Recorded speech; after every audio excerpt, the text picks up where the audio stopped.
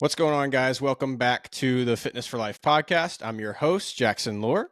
And today I have with me a friend and colleague, Aram Gregorian. Aram is coming to us from San Diego, California. He is a fitness and nutrition coach, very no-nonsense approach, and has been doing this for about 15 years now. And Aram is also the host and creator of the Real Coaches Summit, which I attended this past year. And so Aram and I have actually met very briefly at a handful of summits now, a handful of conferences over the course of the last 3 years, I guess now, starting with Raise the Bar in 2023. So Aram, thanks for joining me today. Thank you. And I appreciate you putting the governor on my swearing. We'll, if it sneaks in, no sweat there, man. I'll just tell your audience that I'm going to be ultra filtered like Fairlife milk today. Awesome. I love it. So Aram, one thing I always like to start off with is just I like people to hear that there's a lot of different ways into this industry and into, where we go with it. Mm-hmm. Can you just kind of share like how you got into the fitness industry and why you are where you are now? So went to college, bad at sports, went in for finance and economics, graduated in 2006, got into corporate, spent 7 years sitting at a desk working for a commodity trading firm and was doing the back office thing. So making good money, but like not really doing anything I cared about or was passionate towards. But throughout those years in like my early 20s, I had really picked up steam as far as like training more often and really understanding how food worked with my body. I wasn't really eating well per se. I was eating well in spurts, and I think I was kind of picking up pieces of information here and there like most people do and just trying to do the best I could. But I had also seen enough athletes do the meal prep thing and the fueling for workouts thing. So I'd kind of gotten that stuff down. I got laid off in 12. I'd already started kind of taking some private clients on here and there because I was like that guy at the office that people would ask like, "Oh, what are you eating today?" Or, you mind if I join you at the gym tonight? And can you show me what to do? And like, I just always was that person that people went to because I talked about it and I lived it and I breathed it. I was still doing the Wolf of Wall Street thing too. I was still drinking every night and doing all that stuff like everybody else was. I'd always, my average behavior was pretty good compared to the average. Again, like the bar is not very high. So once I got laid off from that job, I basically just spent 3 months at a coffee shop in Jersey where my girlfriend at the time was working as a teacher, and I was just kind of teaching myself the NASM book. I had picked it up secondhand from somebody. They had like the first or second edition, and at that point there was already a third or fourth, and I basically was like, I don't need the new edition. I'll just study the old one. Applied for the test, took it, passed it, got a job as a trainer at a gym chain called Equinox, which was in Greenwich, Connecticut. So I was kind of serving like the rich housewife demographic. Like that was my first entry into fitness. So not a great lens to start with. Expectations were high and unreasonable, which actually maybe it was a good place to start. People didn't really respect the process. They just kind of wanted to rush their way into results, which obviously now we know is the common crutch for a lot of people. And it was a very sales dominant business. It wasn't really about serving the clientele base or educating the clientele base or empowering the clientele base. It was really about how many sessions can you do in a week? Can you get your name up on the board? Can you hit your monthly bonus or your paid quarterly bonus? And it was just very, very cutthroat. And it was always the same 5 to 7 names at the top of the board. There was 50 trainers in the building, so there's a lot of competition. And the way that they started you off was they had you wear like a blue shirt and you handed out towels and just kind of, you were like a floor trainer. And then you either gathered your own clientele by trying to talk to people on the floor, or you were given people by the sales team when people signed up. Because everybody that signed up at Equinox was given the sales pitch that this is a very robust gym when it comes to training, so you should take advantage of the service. We are better than most. I will say they did offer 150 hours of education on top of what I got at NASM. It was called EFTI, the Elite Equinox Fitness Training Institute, and they had kind of piecemealed education from all sorts of different places: biomechanics, physical therapy, corrective exercise. Nothing really on nutrition. It was more on the technical side of training. So nutrition was still kind of a foreign concept to me at that point, and I had spent a year there, almost an entire calendar year. I picked up steam. By the time I left there, I was top 3 in sales. I'd worked my way up to it was like tier 1 through tier 4, with tier 3 being tier 3, and then a tier 3 plus. It just basically dictated how much you charge per hour. Like the tier 4s were charging 175. Obviously, we weren't keeping that, but that's what the gym was charging. Yeah. And then as your tier rose, you were more valuable to the company, and you were worth more to the client. And because it was such an elitist community, people wanted to hire tier trainers because it's like anything else, right? The reason why the woman buys the Bottega Veneta bag and the Jimmy Choo pumps is because there's a status symbol associated to that. So if you Right. have the most expensive trainer at the gym, you must be working with the best. And that's kind of how it was. So I had realized that was the game I had to play pretty early on. So it taught me a lot about the business side of things almost by default. It taught me the side I didn't like immediately, which I started to hate almost immediately. I realized that training was such a small component of the overall piece of the puzzle that people's results were just not going to happen because of training alone. And I had continued to train people. I pulled people out of there. I started training people at their house because most of these people were loaded and had their own gyms and stuff. So I would just start doing in-home travel to you training. I was charging $120 an hour. At the height of COVID at that time, I was probably doing 6 to 8 sessions a day. Do the math. So I was doing pretty well. I was one of the only game in town because I had access to a private facility that I was paying $20 an hour for. It was in the back of an industrial park. No cops, no nothing.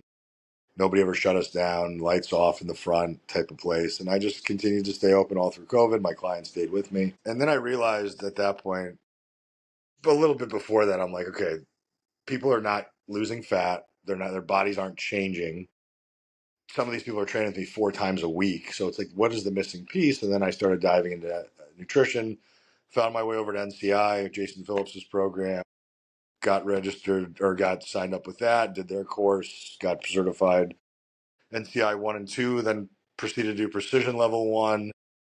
Not my favorite, great for biochemistry and all that stuff, but it wasn't really practical. NCI was a lot more practical as far as how to actually program nutrition to the individual versus just educate people on nutrition. And it always, obviously, as you know, Jackson, all comes back down to the basics as always. Yeah. But yeah, I just continued to see opportunities in what clients were dealing with as far as what their problems were. And now that I've been doing this for 15 years, it's almost like I've even regressed away from all the stuff that I've learned. And I realized it's like your average person doesn't know anything about protein. They don't eat enough vegetables and fruit. They don't walk enough. They don't train hard enough. They don't really know why they're training. They don't know why they should be doing cardio or how much to do. They don't sleep well. They don't manage their finances, their relationships, their emotional status, their stress levels. So it's like giving them another thing to now manage is just becoming even more overwhelming. So my long journey ended up me realizing that none of it matters. And the things that are the most important are the things that all of us, I think, inherently as adults know we should be doing, but just don't. Yeah. Dude, I think that's actually a great segue into our topic because, getting back to the basics of like most people, one thing you just said, most people don't really know enough about protein, enough about nutrition, enough about like the basics to do them well in the first place. Like we kind of have an idea of, oh, I should eat better, but like is Yeah. better like avocado toast sandwich with an egg on it for breakfast?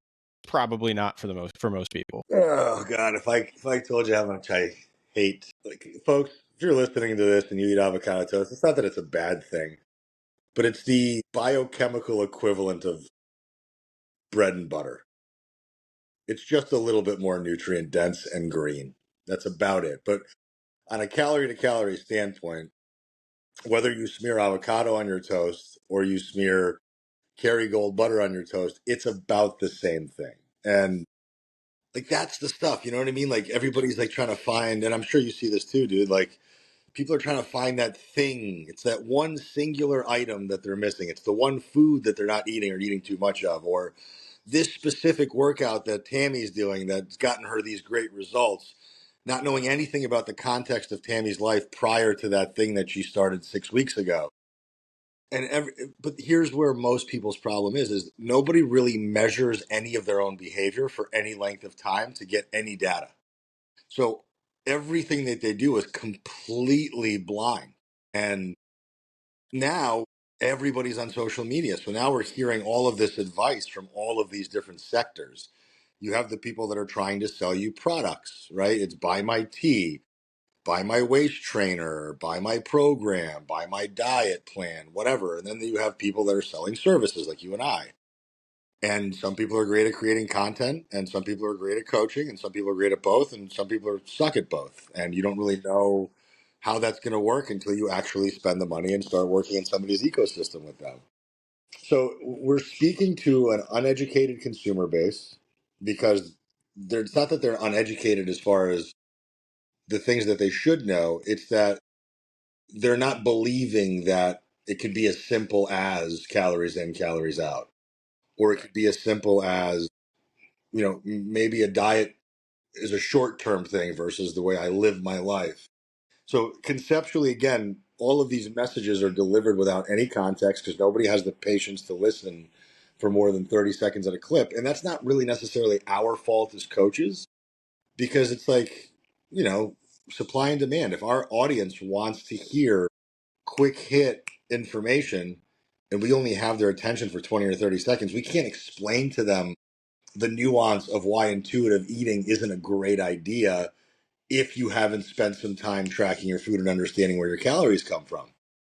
But there's just no patience to listen to any of it because are they getting fitness and nutrition entertainment, or are they actually looking for nutrition and fitness information that they can then apply? And then how many times do you and I spend 15, 20 minutes writing a caption that nobody reads? Right. And it's sad, man, because it's like I feel for coaches because we're trying our best. Like the ones that I know, at least, like you guys that come to my conference, are trying their best.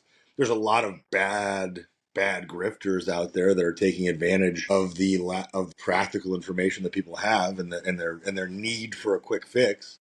And there's just so much of that. Like, I mean, I got an email yesterday about I don't know if you follow Shannon Gym Nurse, but Shannon Collins. Mm-mm. She had posted about it today. It was basically like a affiliate program to sell semaglutide, like microdosing it. And it was like for every person that signed up, you get $350. Mm. So it's just more of this kind of like, think about that, right? Like I have 50,000 followers. If I started promoting that product on my page, I mean, I could be making $1,000 a week, easy, Easy. right? Easy. That's $4,000 a month. That pays my rent in California. So it's hard to have integrity in this business and play the long game the way that I have and still be in it. Because I mean, you haven't been in it for 15 years, but you will soon. You'll see that the people you started with are not going to be the people you finish with. Like most people will not last in this industry as coaches. And that speaks to how fleeting our opportunity is to educate and really work with people and guide them the right way because there's so much rewiring we have to do. It's like we have to spend almost half of our time or more than half of our time changing their psychology or helping them change their psychology to accept that it is just a protein, vegetable, and fruit problem. It's just that you eat out too much problem, or that you don't manage your stress well enough and then you eat emotionally problem, or that you don't have the skill set, nor do you live in an environment that's conducive to you managing your weight without a lot of intention and effort. And that's not a sexy message to sell. Yeah. Yeah, it not only is it a hard thing to get that message across, but it's a hard thing to do for those people. Like you're asking someone to put in a lot of work for the results to do it in a way that's sustainable long term and actually proves the results that you want. Again, exactly like you said, not a message that often sells. Hey, do you want to work really hard and starve yourself in a really slow way to, look slightly better and hopefully, come to a better sense of self? Okay, come work with me. That message, as you exactly said, versus the start microdosing this peptide. And there's room for both. Absolutely. I'm not going to be the guy that fights drugs and peptides, and I think that everything is a tool. The problem is that just like any other tool in the toolbox, you have to know when to use it. And I think a lot of people have a lot of tools, but instead of like grabbing the Allen key for the Allen screw or the Phillips head screwdriver for the Phillips head screw, they just dump the entire toolbox onto the table, and then they just start trying to grab whatever it is first and that looks the coolest, and then that's what they use. I'm actually going to be, I don't know if you, I mean, you know Jordan Syatt. Yeah, absolutely. He did his GLP-1 experiment for 8 months. I'm actually going to be starting my own at some point, probably next week. I bought a bottle of tirzepatide. It's going to last me probably about 12, and I'm going to really wholeheartedly track all of the metrics. Like I mean, I already do a pretty comprehensive job of tracking my food. I'm probably one of the only people that even estimates meals out. I'm pretty meticulous with it just because I love data. Like I love it. Like to me, I just started running in January. Like I've been gathering that data. I like data because data helps me understand where I am, what needs to change, if anything at all, and what type of progression I'm even making. That way I can look back and say, cool, well, in January, I was barely able to run 3 miles without my heart rate going above 155 beats per minute. But now I have evidence that when I run 3 miles, my heart rate stays at 140. My time may not have changed, which would discourage most runners, but I'm looking at it a different way. I'm like, well, I'm spending less effort doing the same thing, which means there's progress. And that's where I really try to educate my clientele base. It's like, well, you're not going to lose weight every week. And as long as you have a focus on quality of life and you're measuring some of these things to some degree, you should be living like this anyway. This is how you should have been living for 20. Like most of my clients are above 40.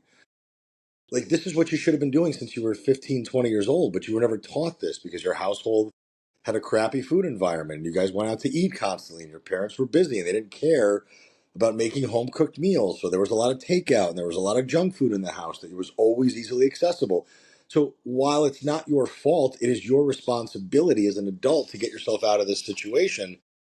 And if that means taking a GLP-1 drug because that kickstarts the process and opens up some motivational avenues for you, cool. But understand that if you go down the drug road, you're probably going to stay on it forever. It's going to end up being like a statin or a blood glucose drug or a hormone replacement therapy drug, because that's essentially what it's becoming. It has a lot of benefits that we're seeing from a compulsive behavior standpoint. It's got some blood marker and biomarker improvement potential of lipids and blood sugars and stuff like that, which is exciting. So it's not, I think it's unfair to call those things fat loss drugs. We live in a time now where fat is a bad word, and I don't agree with that. I think anybody who's walking around fat knows they're fat. They don't necessarily need to be reminded that they're fat, but there is help for them should they want to take it. And that does mean dieting, because what dieting means as a definition of the word, it just means the intentional and controlled reduction of caloric intake for some specific amount of time. But that's the thing that most people miss. It's that it's for a specific amount of time, not forever. And then you have to return back to a place of normalcy. And most people's normal just isn't good, nor is it structured, nor is it routine, nor is it consistent. And that's where so it's like you have to almost clean up the person's average first, Yeah. ascertain whether or not they have any good behaviors to speak of, improve some of those low hanging fruit variables, and then you have a person who's firing on some more cylinders. And then if you want to try a fat loss phase, but even just consequentially throughout the process of just auditing their behavior, once they start remedying a couple of things, protein at every meal, vegetable and fruit, X amount of grams per day, water intake goes up, steps go up, more intentional zone 2 cardio starts getting done. All of a sudden, weight starts coming off anyway. And you're not asking people to overhaul their entire life, because at first, for somebody who's not doing any of this stuff, this could feel like the biggest mountain they've ever climbed. And especially if you've been heavy your whole life. I work with some people that are north of 40, 50% body fat. And you're talking about somebody who spent a lifetime being obese. And that's no longer just a calories in, calories out problem. That's a psychological issue that I don't care what diet you put them on or how much you educate them about where their food's coming from or what their macros are. They need to get over a lot of demons first around the way that they look at food, their relationship with food, their fear around food, their carelessness around food. All of these things need to be addressed. And we're also told as coaches that we're not allowed to talk about psychology because it's out of our scope of practice, which I think is BS. because it's such an integral part of the changing process, of the behavioral change process, that if we don't talk about that stuff with clients, they're not going to get it anywhere else. So when I tell you guys at the end of the summit every year that we're the front line of healthcare, I wholeheartedly believe that. And good coaches, the ones, because there's a difference between a personal trainer and a coach. And what I explained to you at the beginning of the call was I was a rep accountant for 10 years. That's what I was. I didn't care about really enacting much of a change. I was collecting a paycheck. It was allowing me to live a lifestyle, and that was all I really cared about. Now I realized in my 40s that I want to actually change people's lives, and I have to be able to help them control all of the variables of change, not just the fitness part, because the fitness part is so irrelevant when it comes to body composition change or fat loss. Like, if you were to spend 90% of your effort on how you ate and how you slept, and 10% of your effort, I mean, these are, again, arbitrary, stupid numbers to even say out loud, because who can measure it? But if you spent the majority of your time managing what went in your mouth and how well you slept and how well you managed stress, then the fitness part becomes that much more effective. As opposed to people overvalue what fitness is going to do for them, and they undervalue all of these other variables, right? Like I work with women who can maybe only handle 1,700 calories or less a day. That's where they maintain their current weight that they're not happy with. So they go out to dinner once or twice a week, and they have even the best of intentions, and they still may be whacking down a salad that's 1,500 calories because they thought they were doing the right thing. You know, a couple of cookies extra here and there, a couple of glasses of wine that they didn't account for. And now you've blown over budget, and now you spent more money than you've made effectively, right? And then now you're in a surplus, and now your weight loss is stalled, or you're gaining weight slowly but over time. There's so much to this, man, that I think a lot of your average people just don't see, and that we as coaches tend to overcomplicate because we're trying to make ourselves attractive to other coaches versus the clientele that we're serving. Yeah. Yeah, I mean, I fall into that trap all the time, especially as a young coach, because you have, these mentors and these people you look up to that you're like, okay, I want to, this person will think I'm really impressive if I say this really nicely. But I'm luckily starting to get out of that mindset a little bit, which is helpful, But I want to back up to one of the things you said, talking about like where you aim your intentions on, like, hey, 90% nutrition and stress management, sleep. Absolutely. I think that's where, most of, especially when it comes to like weight management, most of your results are coming from that. Exercise is not necessarily the driver for that. However, one of the things with those clients who, like, I find, especially with women who've been overweight and have not considered themselves to be strong or to be athletic, like a lot of times what I'll notice, and maybe I'm sure you've seen this at times as well, is if you can build confidence in, like, the gym can almost be a tool to help change the perception of self and how someone's self-worth is viewed. That can be a tool. It's not the tool, but it can be a tool that if I can get that to change, then there's almost this shift of, if I can change this, I might be able to change my relationship with food. And a lot of times it's an easier change to make, to say, hey, we're going to try training at a higher intensity. We're going to, see if we can get our strength numbers up. We're going to do those things.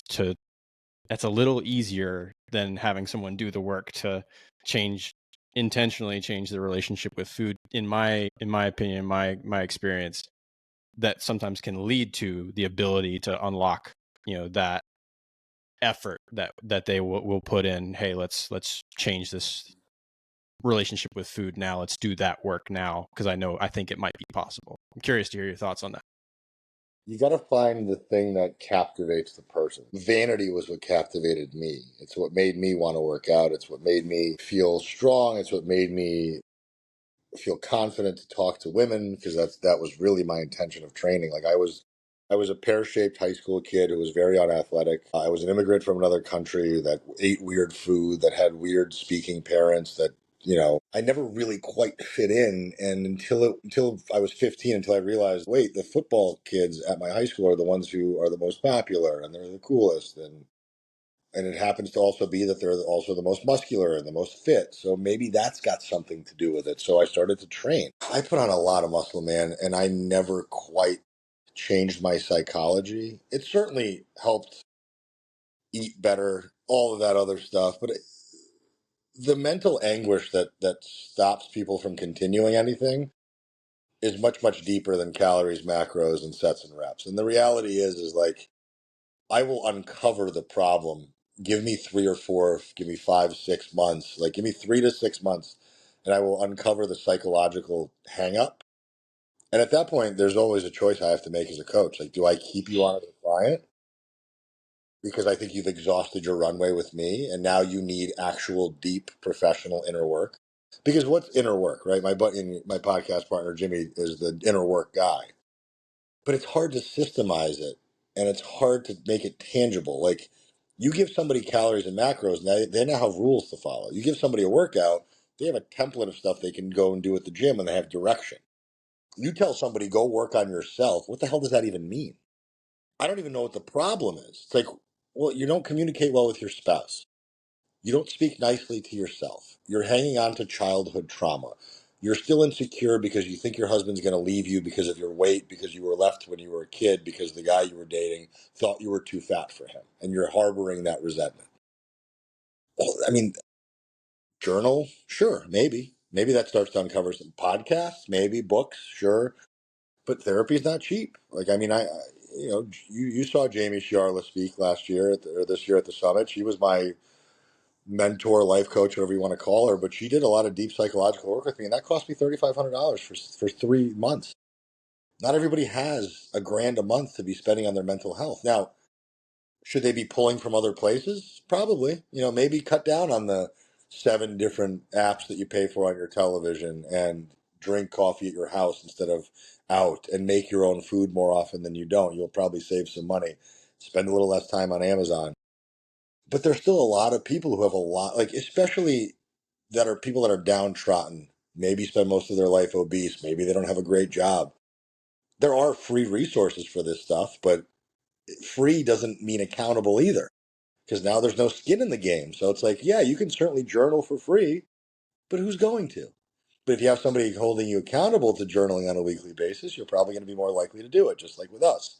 People know they should be eating more protein. They know they should probably eat more vegetables and fruits. They know they should be training with weights.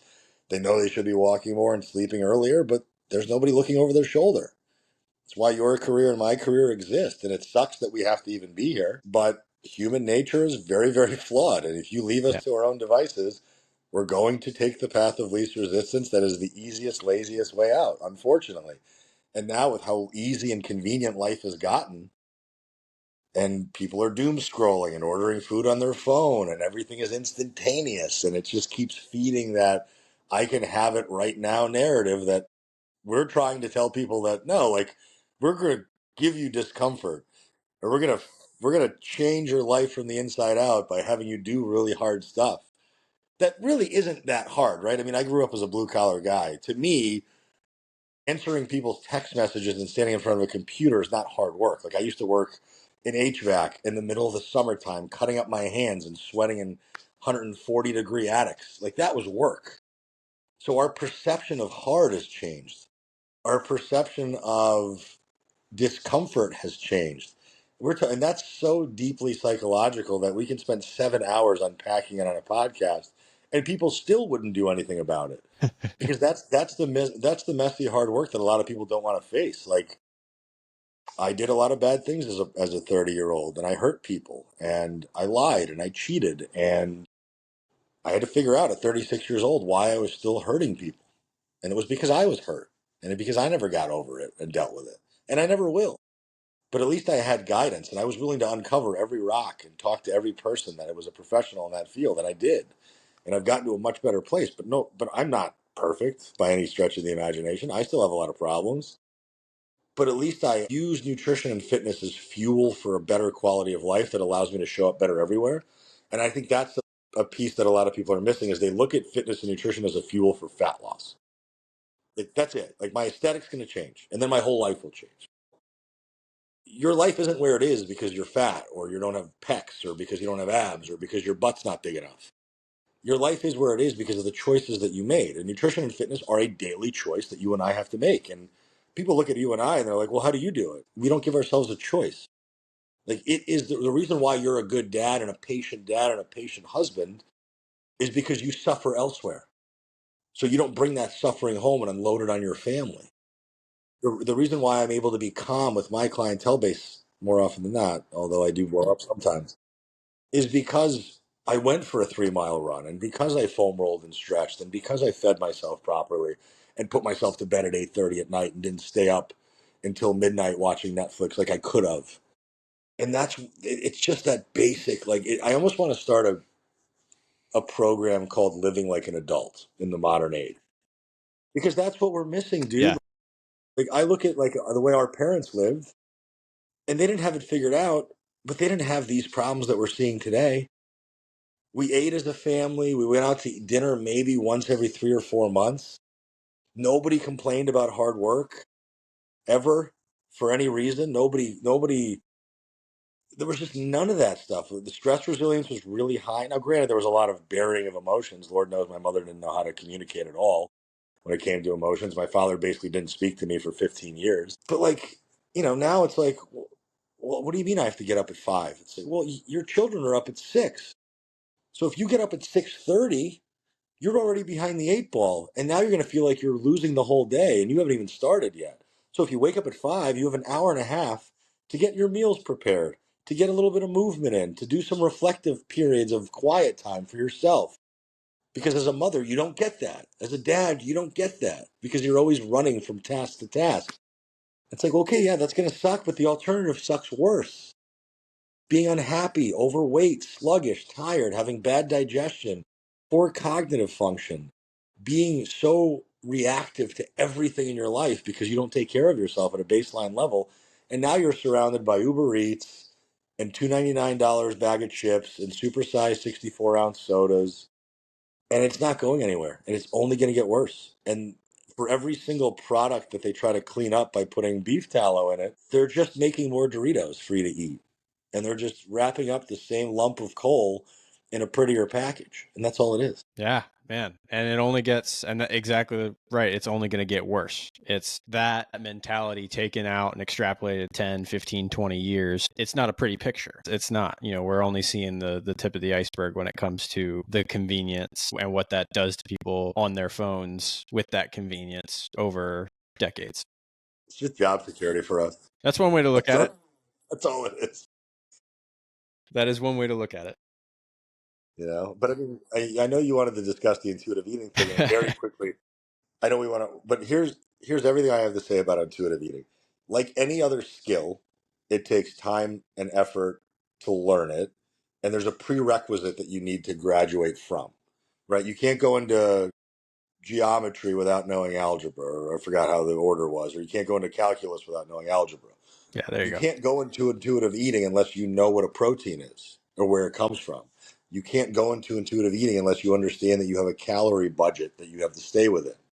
You can't go and intuitively eat if you can't control yourself around sweets and alcohol and other types of indulgences. So it's not just as simple as saying, I feel hungry, I should eat, because people don't really know if they're hungry or not. They don't know if they're bored. They don't know if they're craving something. They don't know if they're physiologically hungry or trying to emotionally mask how they feel. So they use food as a coping mechanism. But we're also running from thing to thing at 150 miles an hour and never, like, how many people do you know who actually sit down and eat anymore? Like, I had to do it. Like, I was eating at my desk for years, like stand up desk in my living room, eating all my meals in front of my desk while working. So this year I had set an intention of I'm going to eat every meal seated. And I'm not going to sit in front of the TV because there's a TV in my living room. I might have my phone out because I'll either be answering people or just kind of looking at like reels and stuff just to numb my time a little bit. But like, I barely ever use social media for the entertainment aspect of it. So that's really the only time I do it. But I sit down and eat now, and I chew my food, and it takes like 10, 12 minutes. I know people who will skip meals and then wonder why they're hungry and everything in the pantry at 9 o'clock at night. Or, I know parents who complain that they're always tired. It's like, well, you don't eat anything. Food is fuel. Now, there's a difference between Doritos as a snack because you're trying to fill the void versus an apple and 3 pieces of deli turkey rolled up, right? And that's what's the concept of how to eat real food is one of the easiest things to teach people. Like, what is a real food versus not? I mean, everything is real food. If it's in the grocery store, it's edible. I don't prescribe to this idea that things in the grocery store are killing us anytime soon. I mean, as somebody who was a very heavy recreational drug user for very many years, I think that will kill me far faster than seed oils or aspartame or whatever other villain they'll find next year. So if it's in the grocery Probably. store, it's probably edible, but maybe don't spend all your time in the innards of the store. Spend more time in the exterior. Spend more time in the produce section, in the fish section, in the meat section, even in the frozen foods area. You can buy vegetables there. You can buy fruits there that will keep for much longer than. I mean, crap. I buy raspberries now, and they're gone in a day. Like I have to eat them that day, or they're going to spoil. So should I just buy the frozen ones, which were fresh when they were picked and they were immediately frozen? Probably a better deal. So it's like stuff like that. Like if people aren't missing or a carnivore or removal of entire food groups or all the pleasures in life, but where it could start is understand your calorie budget. Your budget doesn't mean to the pinpoint number because that number doesn't even exist. But understand that calorie budget correlates to your body composition, so your fat versus muscle mass. If you're more fat, you can handle less calories than somebody who's more muscular, very simply. Even if you're active and fat, you're still going to handle less calories than somebody who's active and not as fat because fat is not a tissue that needs any food. It's the storage facility for food that's extra.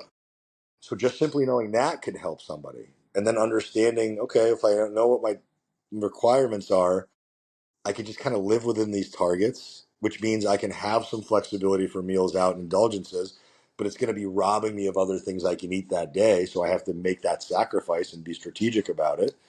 I should probably be prepared because I'm busy, right? I don't have the luxury of stopping and grabbing stuff. It's going to add up financially. It's not going to be very good for me. It's not going to have the nutritional value that I need. So I should be prepared, which means I should spend a couple hours in the kitchen every week, bulk preparing proteins and starches and cutting up fruits and vegetables or buying them pre-cut. I should probably have some limits on how much I drink, how much sugary beverages I consume because they're calorie dense that I don't really need to be consuming calories that don't even satiate me whatsoever. And then I should be doing some type of intentional movement I mean, I think the FDA requirement for movement is what, like 150 minutes a week? Something around. I think it's 90. Oh, is it that low? Yeah, I think it's as low as 90. Which I mean, I get 30 minutes of activity done before the morning starts. Yeah. Like I'm at 4,000 steps in the morning because I'm watering the plants. I'm taking the dogs out for a walk. Like how many dogs are neglected right now? Humans don't even walk them. Like that's your best excuse for movement. Just Right. get a dog. Yeah. You have I children. I love getting a new client who's single and has a dog. It's like Oh, you're gonna crush it. Here we go. that's a 20,000 step person, easy. Yeah, absolutely. Every weekend. I mean, I'm biased because I did live in a cold weather place. Connecticut did suck for that in the wintertime. Right. But now that I'm in Southern California, I mean, I can be outside 365 days a year. But even something like that, even understanding like, hey, I'm in St. Paul, Minnesota, where I can't be outside 4 months out of the year. So I probably should invest in a treadmill or a walking pad or an elliptical. I should probably have a gym membership. Or if I don't have a gym membership and I have a garage, I should probably throw some stuff in there because if I can't drive to a gym, I can at least have some stuff at my house to kind of fill that void. It's like all these little things that people just don't think about because until it becomes a real problem, and it's usually because they don't like the way they look. It's not even about how they feel. It's that like I'm just too fat. And it's like too fat for what? Like it's not like it crept up on you yesterday. Like it's not like you didn't realize that you were 180 in college and now you're 275 as a human man adult, or the women that I work with that are in the low 200-pound range and they were in the 140s prior to kids. Like, yeah, kids are going to be hard. You're not going to sleep for 3 years. You're not going to have the energy to do everything you did. So If you don't set yourself up properly for that, being a mother is going to be really hard. And it's going to be harder because you're not taking care of yourself. You're not having conversations with your spouse about how much help you need from them. You should, right? You can't fight this battle alone. You need the whole household as an army with you. You know, if you're going to be changing your nutritional regimen and routine, inform your household that mom's going to start changing the way things are in the house. And if you don't like it, you can either buy your own groceries, which I know you're not going to do, or you're going to have to accept that the menu is going to be a little different. And that's okay, because I ate whatever my parents gave me. And if my parents put broccoli and steak and a sweet potato in front of me, I probably would have eaten it. So it's so many things that are outside of the stuff, the sensational stuff that they see on Instagram. It's like, well, if I just cut out seed oils, or if I follow the Make America Healthy movement, or if I do 5 days at Orange Theory, like that's going to solve every problem I have. No, it might get you rolling. It might get you rolling. But I honestly believe that if we can make coaching affordable enough for your average person, and I mean like actual coaching. I don't mean like I have an app, right? Like it's $24.99 a month. I tell people very clearly, like, you're not getting coached on this app. Right. I'll give you some form checks on videos. I'll give you some feedback. I'll give you like a monthly educational series, but it's $25. Like, what do you expect from me? I got people paying me $300 a month. I'm going to pour my energy into those people because they've invested in me. I'll invest in them. But if we can make coaching accessible, and can you imagine if insurance paid for it, right? Like, we would have a healthcare system that would be accessible to anybody, you know, Medicare and Medicaid and stuff like that. But like, there's so many problems outside of the sexy stuff that people see on the internet, or the crazy people that are running through grocery stores telling you not to eat this, or like, it's H2O. It's already had hydrogen in it twice. And it's so much crap. And I don't blame the general public, because let's put it this way. If I started following people that did taxes, and they started coming out with things in tax world that I didn't understand, I'd probably believe them. If it sounded good enough, I'd be like, okay, yeah, that makes sense. Okay. Yeah, it makes sense that if you say sugar spikes insulin, and insulin is a storage hormone, which it isn't, it's a transport hormone. But if you hear that enough and you're like, okay, well, if I eat sugar and my insulin goes up, I'll get fat. That sounds plausible. And especially if you have somebody on with a whiteboard drawing all these crazy lines and speaking with a lot of enthusiasm and speaking with a lot of conviction, you'll probably believe that person, because you don't know any better. You know, you sell shoes for a living. It's hard, man. I don't blame people, but I hope people find their way to people like you, people like me, our colleagues and our peers who have a shred of integrity, who aren't trying to lie to everybody to make money. But again, our content's boring. It doesn't really do much other than just inspire some thought and help you maybe make some better decisions, should you actually decide to make those decisions. And you're going to have to make that decision just like you brush your teeth and wipe your butt every day. You're going to have to meal prep now for the rest of your life. You're going to have to go to the gym now for the rest of your life. You're going to have to do steps for the rest of your life. You're going to have to drink water for the rest of your life. That's it. Yeah. And if you don't do that stuff, the results that you did get, you won't keep.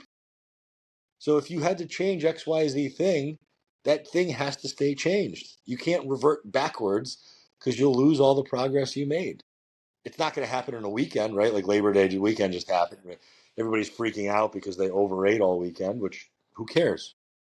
Labor Day weekend it wasn't Labor Day every year that made you 275 pounds. It was every other weekend that you treated as if it were Labor Day weekend that made you 275 pounds. And that's a hard pill to swallow. So there's a lot, man. I mean, we could spend 7 hours unpacking the obesity epidemic in this country and teaching people the practical facts, but they have to be ready to hear it. Yeah. I think you did a really good job just now, like right at the end there, of breaking it down. Like, all right, if you want, like, here are the 5 things that are going to get you in the right, like, if you make a couple changes to these aspects, you're going to be moving in the right direction. Easy.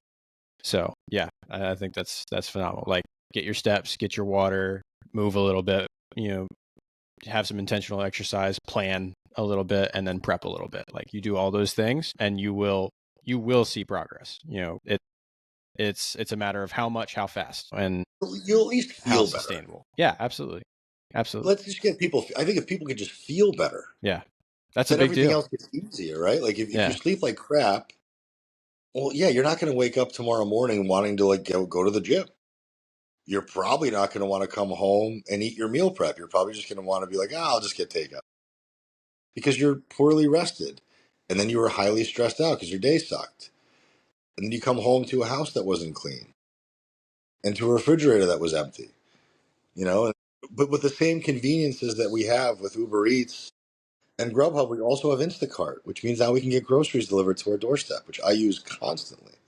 You can get Costco delivery to your house now and Sam's Club. I mean, if you're traveling, you can ask for a mini fridge for your room. You can get a styrofoam cooler. You can rent an Airbnb instead of a hotel room, which is probably cheaper and allows you to fit more people into it. And now you have a kitchen you can use to cook your own food instead of eating out 3 times a day while you're on vacation. You don't have to use the open bar just because it's there. And I love to drink and I love to get hammered, but I also know that I don't like the way I feel afterwards. I think if we can you imagine if we can just get people to tolerate feeling like crap less? Because people are really tolerant to feeling like crap. Like I remember I was. And something happened at 40. I was just like, I will not tolerate hangovers. I will not tolerate sleepless nights. I will not tolerate inactivity. And I just drew a line in the sand. And that's just where like now, if I get invited out to dinner, if you don't give me a week advance, I'm not going. Like I'm not disrupting my life to go out to dinner with you because I don't really want to see it that bad anyway. Or, if somebody's like, well, do this or come here or eat that. No, I wasn't planned for it. I'm not going to have it.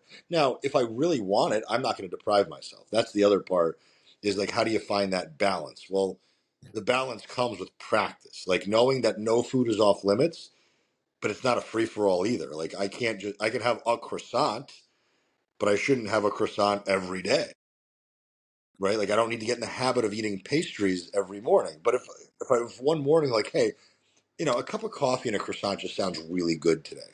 Okay, cool, have it. It's not your average behavior. It's not going to kill you. It's not going to make you fat. It's not going to derail your progress. If that becomes your norm, we got problems. Yeah. If Well, every single morning, and that's the thing. You think of how many people do basically eat a pastry with breakfast every day, like, or multiple, right? You get Pop Tarts or donuts, or even cereal is pretty much the equivalent for most same thing. types of cereal. Yeah, it's sugar and flour combined in basically the same ratio. So yeah, that is the reality for so many people, and that's what they are living with, is that base reality. So yeah. So before removing anything, just add, like, if you just added protein, like I'm going to get 30 grams of protein at every single time I eat. Yeah. Big step I'm forward going to, for a like, lot of people. that's it. That's like that right there might leave you so full that now you don't even have the room for anything. Yeah. How many clients, I think about it for me, I'm like, okay, I can count the number of clients on one hand that I've ever onboarded that have had that in place more than 4 days a week, It's like, and Yeah, that's, usually Monday through Thursday, and then Friday comes. It's usually a dinner out, which now they haven't prepared for, so they're going to undereat protein that day. Saturday they're out and about with the family all day, barely eating anything until they go out to dinner that night again or have something delivered to the house. Sunday very similar. So yeah, I mean it's like 52. What is it? 57% of the week you're doing okay, and then 43% of the week you're dropping the ball. That's an F average. Like that's not going to get you. That's not going to land you a job. That's not going to get you into college. But people live their life like that, and they don't have 12% body fat like I do. They don't have 210 pounds of lean mass that they can carry around. That's just a shelf. Like I could eat 3,500 calories a day, and nothing would change. yeah. Most I'm people can't do that. I'm trying to gain right now, and it's requiring like 4-5,000, between 4 and 5,000 calories a day right now, and it's like that's Dude, insane. just tell your clients how hard eating more is, because I think people are like, "Oh, dieting sucks." It's like, yeah, dieting sucks, but force feeding yourself food is almost worse. Like, I don't mind being a little, and I think the best experiment I ever did on myself was fasting. I used to fast one day a week, and I wasn't doing it. By the way, I want everybody to understand, I was not doing it for fat loss. I was doing it to understand how I felt about food. because I never actually stopped to think about food. I just was in a habit of eating.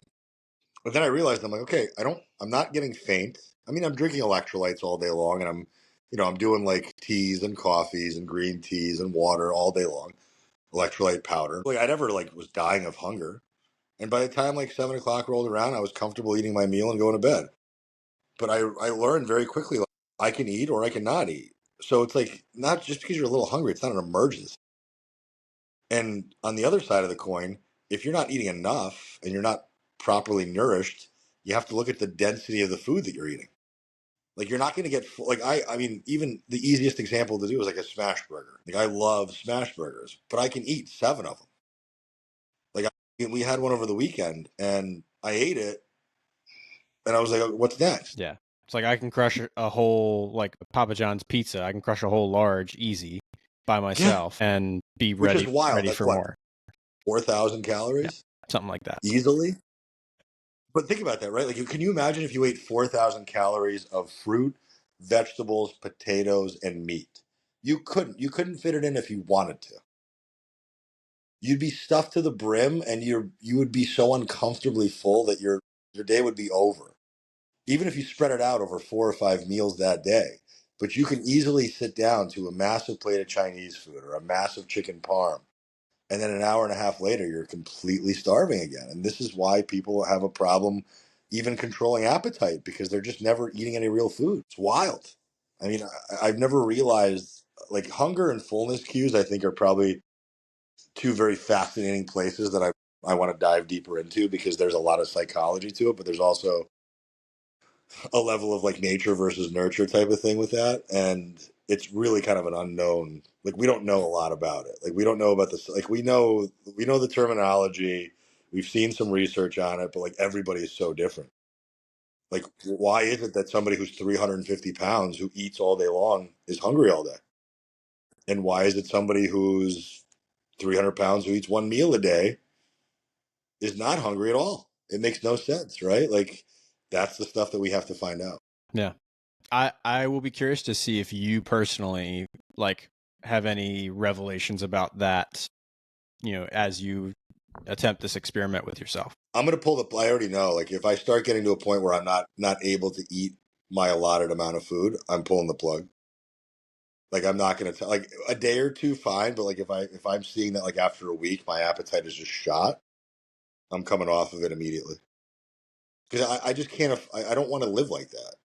Like I don't have a weight problem, so it's like I'm not doing it for that reason. I'm not gonna just sit there and starve myself arbitrarily for no reason.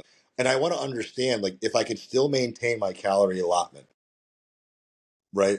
Nothing changes with activity, nothing changes with step, nothing changes anywhere.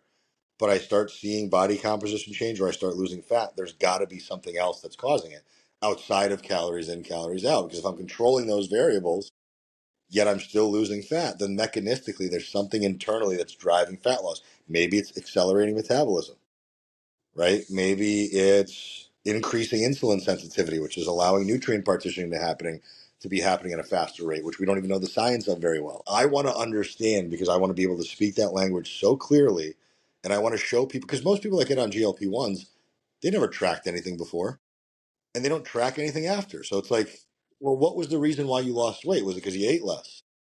Was it because you moved more? Was it because your body became more of a metabolic machine? Like what actually happens? We don't know. Yeah, it'll be, like I said, it'll be interesting to see, and I think that's a good approach mentally going into it, of just saying like, all right, this is my paradigm for where am I good to step off if I need to. If you're not going to track your food, right? Because a lot of people are resistant to the idea of counting calories. Then the only other, and I truly do believe this wholeheartedly, the only other option is by having a pretty strict structure. I don't mean rigid as far as not having any flexibility whatsoever, but the structure has to be consistent. It has to be very similar, 3 to 5 meals a day. Whether it's three, like smaller people, three, bigger people, higher calorie allotment, maybe up to 4 or 5, but somewhere between 3 and 5 meals a day. Every meal has to have at least 30 to 35 grams of protein. You should aim for a minimum of 600 grams of fruits and veggies total for the day. I don't care how you get them. And there should be some idea of some natural starch in there, rice, potato, something like that. Like that should be like the bare bones minimum if you don't want to track food. Outside of that, like I really do believe like having somebody like you or me even just give people some guidance on, like, because the calculators online just don't work. Like they typically overfeed people by a mile because they're going to feed people's perceived level of activity, which we know is never self-reportedly accurate, and it's not going to feed body composition. It's just going to feed body size.